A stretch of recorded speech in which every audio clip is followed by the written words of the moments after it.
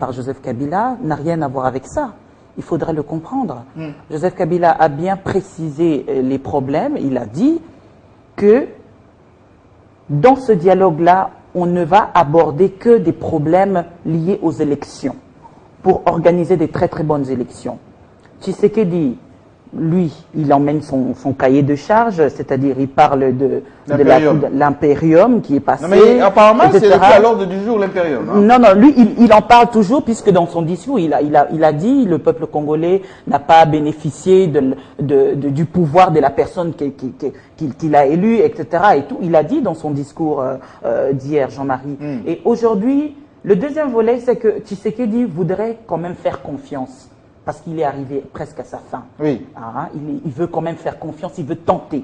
Il veut tenter, il se dit, j'ai trop soupçonné, j'ai trop hésité. Finalement, on va y aller et voir si Joseph Kabila est vraiment franc dans son jeu. C'est-à-dire, il se dit que, puisque Joseph Kabila dit qu'il n'y a pas de problème, il y a un problème de mobilisation de fonds, problème d'enrôlement de nouveaux majeurs, etc., je vais y aller quand même pour que finalement qu'on puisse essayer soit de dissoudre même la Commission électorale nationale indépendante, puisque je pense que c'est l'une des hypothèses de l'UDPS. Donc au cas où on dissout la CENI, quel sera le format? Non, c'est-à-dire qu'il y aura réaménagement de la CENI. Oui. Proposition, c'est-à-dire que chaque parti aura son quota au niveau de la Commission électorale nationale indépendante, au niveau de la gestion du pays pendant cette période transitoire, parce que Etienne Tshisekedi le sait aussi. Il sait très bien qu'on est déjà en plein glissement et qu'il n'y aura pas élection en 2016. À moins qu'il puisse encore rester encore dans ses imaginations, etc. Mais la chose la plus importante pour moi aujourd'hui est la fragilisation de la dynamique de l'opposition. La position d'Etienne Tshisekedi vient fragiliser la dynamique de l'opposition. Mais de quelle manière ils sont fragilisés? Puisque aujourd'hui, si on parle de la majorité de la classe politique pesante au pays, l'Église catholique qui s'est prononcée, Etienne Tshisekedi qui représente beaucoup au pays, qui s'est prononcé, les Nations Unies, on connaît leur position. Aujourd'hui, que représente cette dynamique finalement? Le Front citoyen qui doit être mis en place, Gizenga aussi qui est prêt, bon, Gizenga a toujours roulé pour Kabila, on ne va pas le compter. Eh bien, on va parler de ça, mais aussi de la fragilisation de la personne Félix Tshisekedi. Félix Tshisekedi qui pensait être le dauphin de son père. Mais il a dit qu'il n'a pas signé le Front citoyen. S'il vous plaît, mais il a été quand même à l'île de Gorée. Oui. Il a été à l'île de Gorée. On l'a vu dans plusieurs réunions avec le Moïse Katumbi, etc.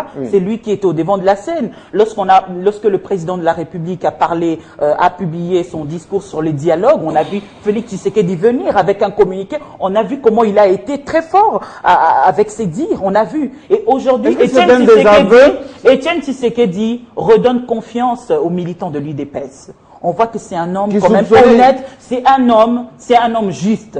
Et si le dauphin doit venir, il doit venir lui-même, et je ne pense pas que ce dauphin viendra de sa famille aujourd'hui. C'était les aveux de Félix la position d'Etienne Tshisekedi, elle est pas comme celle de Félix Tshisekedi aujourd'hui. Donc je pense que Etienne Tshisekedi est venu préciser les choses, mais aussi fragiliser le front de l'opposition, la dynamique de l'opposition qui donne d'ailleurs, je dois signaler, qui a donné un ultimatum à la Commission électorale nationale indépendante jusqu'au 31 janvier prochain. Mais justement, on verra ce qui va arriver. Parce que peu à peu, ils sont en train d'organiser des événements, de lancer des défis.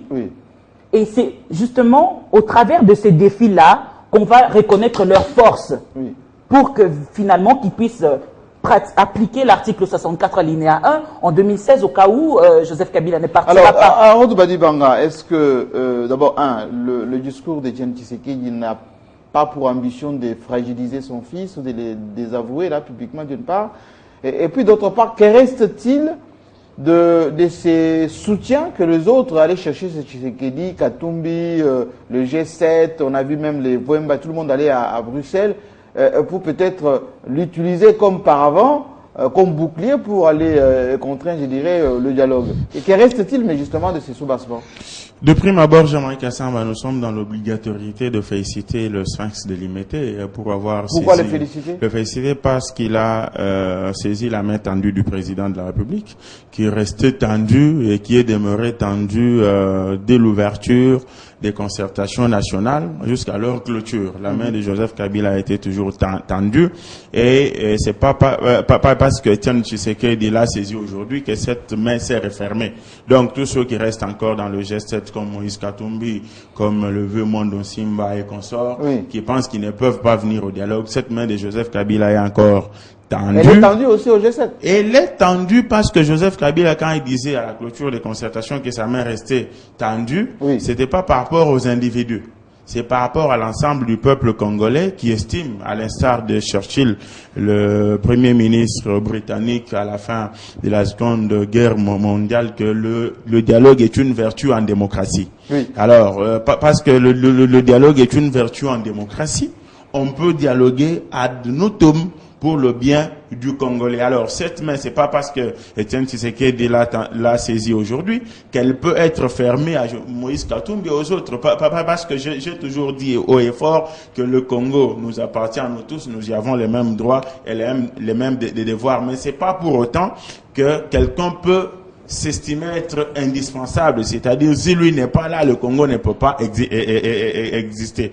C'est de ce point de vue-là que je présente mes félicitations au leader de l'UDPS qui a compris que nous ne pouvons pas nous estimer grands en tant que Congo si nous n'arrivons pas à échanger entre nous au sujet plutôt des questions vitales. Alors, par rapport à cette proposition, je comprends tout de même qu'il y a ce que mon aîné Jérôme Sekan a un peu évoqué, l'embarras de ceux qui, depuis la nuit de temps, ont, entre guillemets, exploité le leadership oppositionnel d'Etienne Tshisekedi. Et ils ont exploité ou ils avaient la certitude que ça allait marcher? Je parle et je m'assume de l'exploitation. L'exploitation dans la mesure où c'est un secret des polichinelles, les gens ont su user des alliances entre l'UDPS et eux pour se trouver une place sous le soleil politique.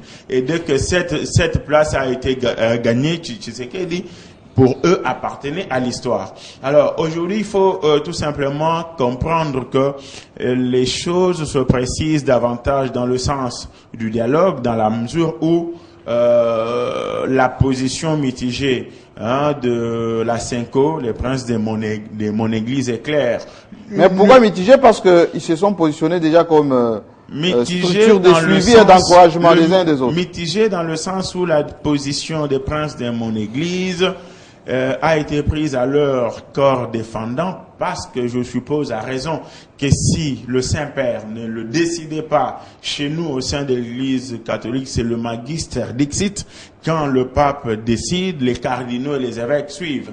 Voilà pourquoi vous vous rendrez compte que dans la position des évêques, il y a un peu de tout, mais qui accompagne sans le dire la position du pape, parce qu'ils savent que si cette position n'est pas suivie du point de vue du droit canon, quelque chose ne pourra pas aller. Alors, pour revenir à ce qui s'est fait, le fils Tshisekedi, il faut le dire, moi j'ai beaucoup de respect pour lui.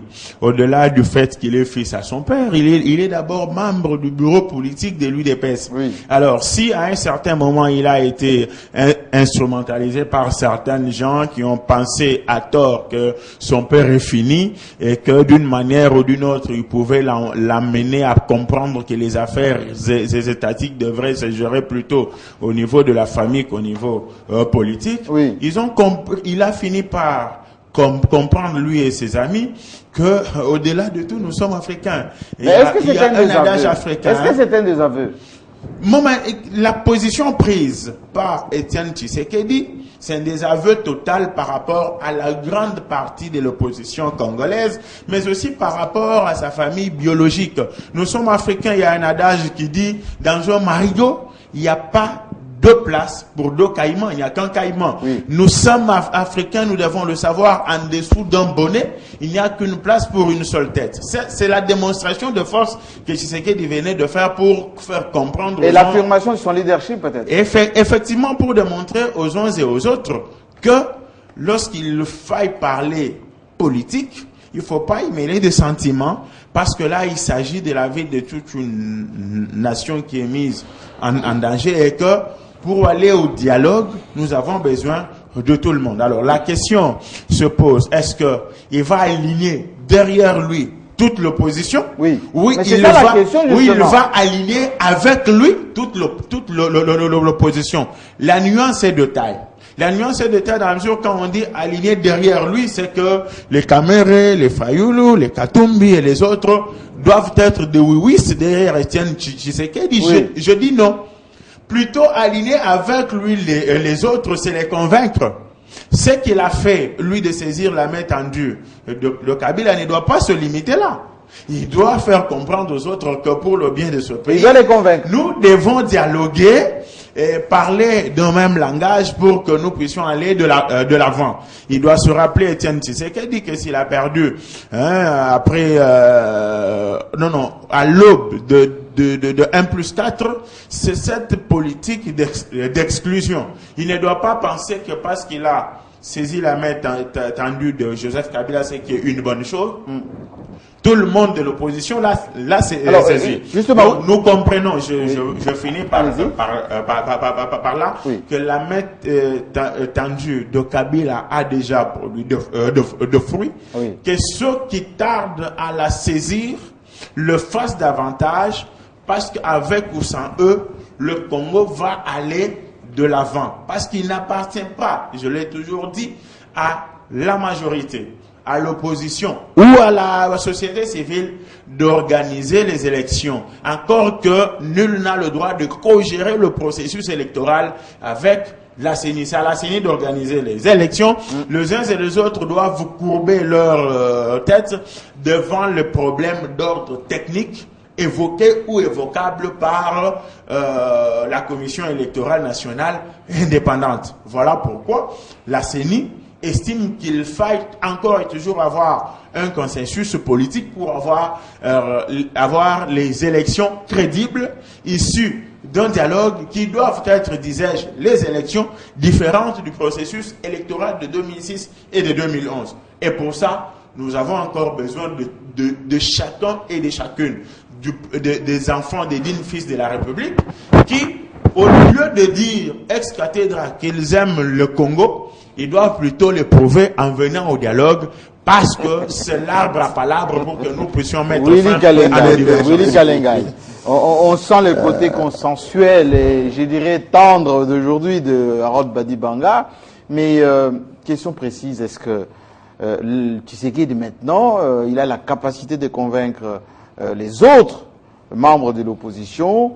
Est-ce que les autres vont accepter son leadership pour être un peu, je dirais, à sa traîne pour aller au dialogue? Parce que il a toujours à chaque fois un peu minimisé le poids des autres membres de l'opposition. On se rappelle que pendant les élections de 2011, quand il s'agissait de poser la candidature unique de l'opposition, il avait dit à l'époque, moi je vais être candidat, que les autres me suivent, ou s'ils veulent poser la candidature à leur niveau. On ne peut pas lutter pendant 25 ans pour laisser sa place à absolument. Est-ce que dans les cas d'espèce, est-ce que les autres vont accepter le leadership de Etienne Tshisekedi? Bon, il faut dire qu'aujourd'hui l'opposition est plurielle. Mais en termes de poids? En termes de poids, quand nous regardons les éléments objectifs, ce sont les élections de 2011. Qu'elles aient été contestées, qu'ils aient eu des problèmes, mais ça reste malheureusement le seul indicateur. Les référents. Les référents de notre puissance. Et quand vous regardez les résultats faits par Joseph Kabila et par Etienne Tshisekedi, alors qu'il y avait beaucoup de candidats, les deux font 80%. C'est un argument qu'on ne peut pas nier. Ça veut dire en réalité, si les deux sont ensemble, c'est quand même 80%. C'est ça qui a déterminé un peu l'ensemble des Occidentaux pour dire, tiens, ce dialogue, on peut donc le laisser se faire. Parce que si ils ont senti que ils prennent les chiffres, Tshisekedi et Kabila sont ensemble, ça fait 80%. Et les autres n'ont qu'à se greffer. Regardez simplement les résultats de 2011. Même si ce sont même si entre-temps, la popularité s'est rodée pour certains et s'est accumulée pour d'autres. Oui. Mais quand on réfléchit, quand on décide, on regarde les référents les plus importants, c'est les élections de 2011. Alors, 80% sont ensemble pour faire un dialogue. Si vous ne voulez pas y aller, il faut être fort pour résister au schéma qui va peser venir. sur le terrain. Et peser sur le terrain. Alors, moi je dis que effectivement, la grande question, Jérôme l'a évoqué tout à l'heure un peu,